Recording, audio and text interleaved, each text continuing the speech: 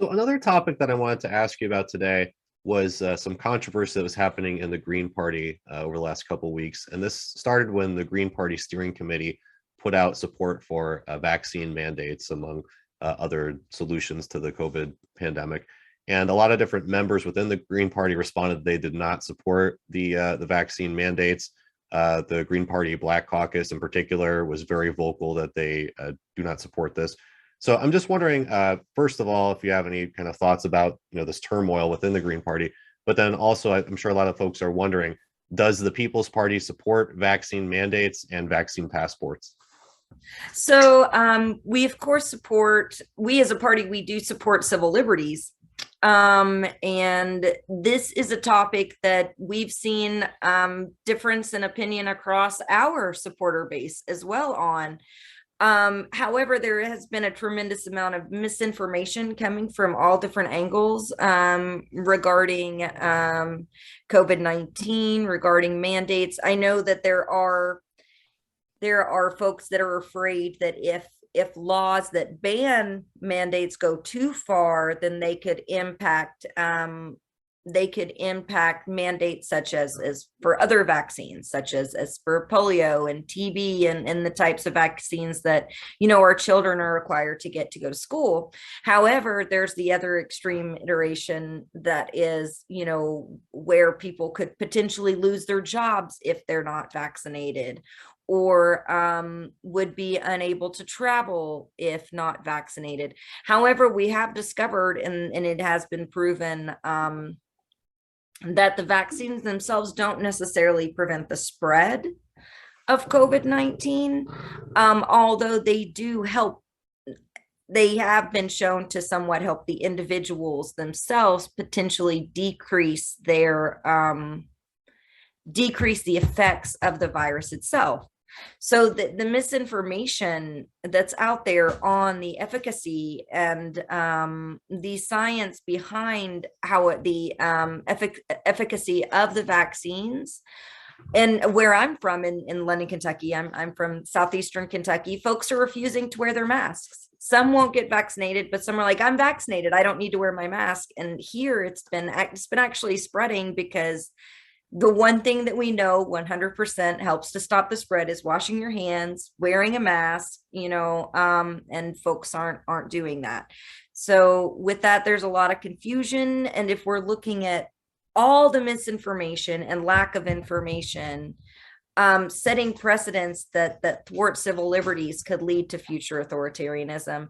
We haven't taken an official stance. So I believe what we say here today would be mine and Nick's, because we are a party.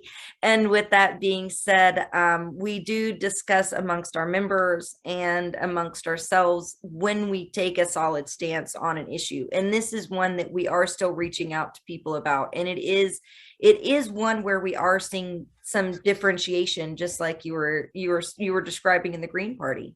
I'll share my perspective on that as well.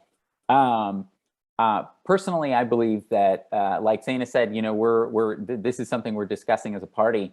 I believe that mandates are being used, abused, exploited around the world by governments, including here in the United States, to bolster big pharma profits, to institute a kind of authoritarian changes in society that just expand the power of government to suppress dissent, to institute social controls, to entrench their dominance essentially in society.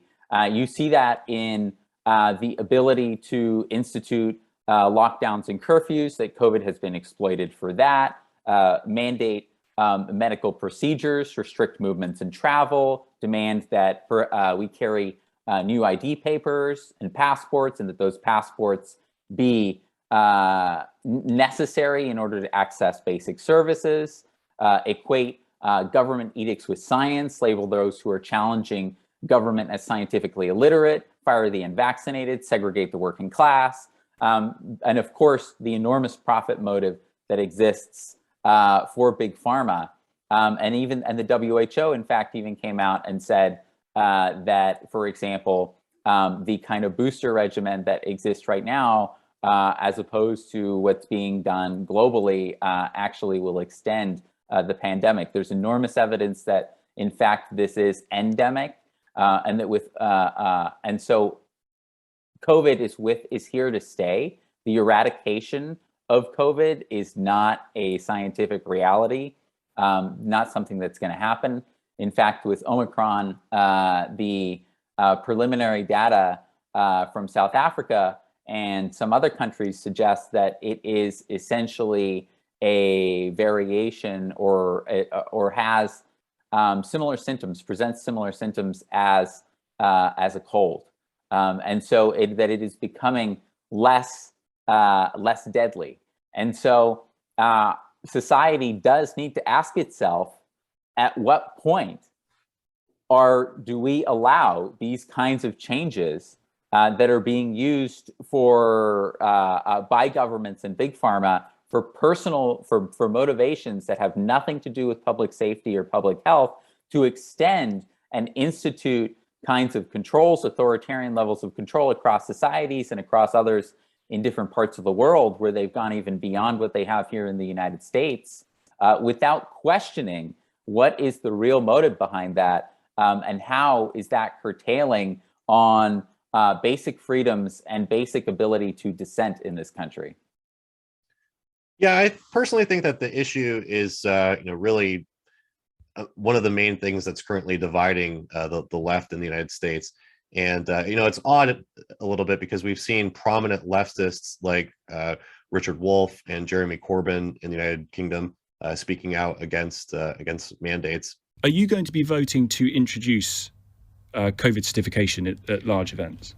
I don't think it's a particularly good idea. And what I want to see is a process where we are asking people to recognize the severity and dangers of COVID, but you achieve far more in public health by cooperation and persuasion than you do by compulsion. And I'm worried about the direction of travel we're going to with COVID passports, and then the danger, which I see as quite serious, of compulsory vaccination of NHS staff.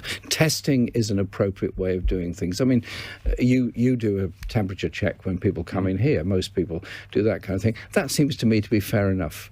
I was in a care home on Friday. I went to a 100th birthday party of one of my constituents, and it was a very small party. It was socially distanced, etc. Don't worry. And everyone was asked to take a test before they went in. That seemed to me reasonable. It's a very vulnerable population. You don't then think that when this vote happens later in the week, I think around vaccination, compulsory vaccination for NHS staff, strikes me that you're dead against that. I am against compulsory vaccination. I think it's reasonable that staff should be tested. I think people ought to be vaccinated and take up the opportunity to do it. But once you go down the road of compulsion, what do you do with the people that refuse to take a vaccination? Do you then dismiss them from working in the NHS? They obviously work in the NHS because they love it, they believe it, and they support it. And you then go down a road of what? Criminalising people? This is a very dodgy road to go down. Why do you think, and again you can say ask him, but why do you think then that Labour under Sir Keir Starmer are going to vote this through? I think they believe that it is the responsible thing to do. I believe the responsible thing to do is to challenge this Prime Minister and his incompetence, and I believe the responsible thing to do is to persuade people of the need for caution to ensure the COVID doesn't spread. But we see so much division, as we saw with the Green Party, where folks are really battling it out over this issue very vocally online. And the videos that I put up when I have Max Blumenthal on, or I have somebody else who may support mandates or be apathetic about them, folks are very passionate about these issues, which makes sense, as this is really one of the key issues of our time. So do you have any concern that this issue could divide the People's Party, or cause issues for your growth moving forward? I think there's always going to be issues that ebb and flow, and that's part of growing a party. While this issue, there are differences in how people feel. As more information and more facts come out, part of the problem is we are still getting new information. This is the first time in modern history that we've dealt with a pandemic such as this. For instance, Nick had mentioned that Omicron, the new Omicron.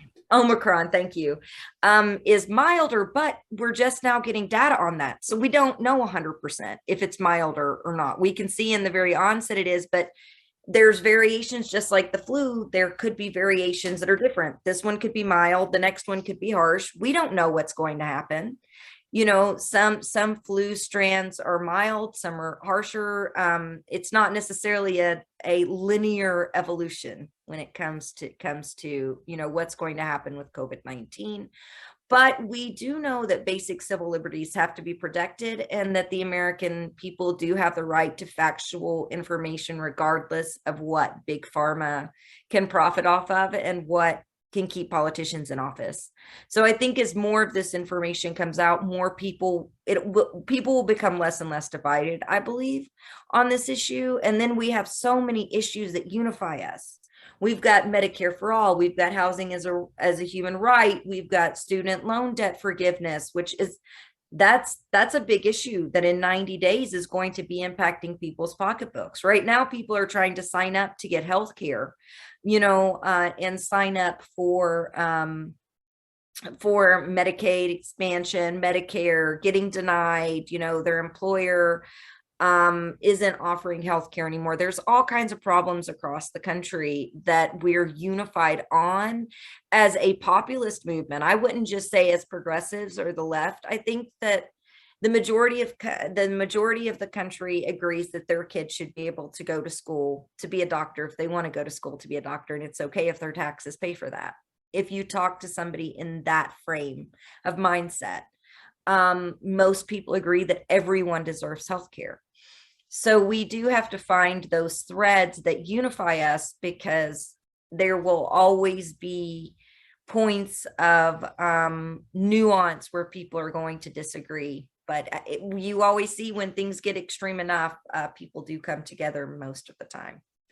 I don't know. I just watched Don't Look Up, so I don't know how much hope I've got, but we'll see. Great movie, by the way. Yeah. I want to add that, and how the hell, David Sirota, are you still in the Democratic Party when you just made a movie about how the Democratic and Republican parties are so corporate that they're going to end the world before literally before coming together to change it? All right, message to David.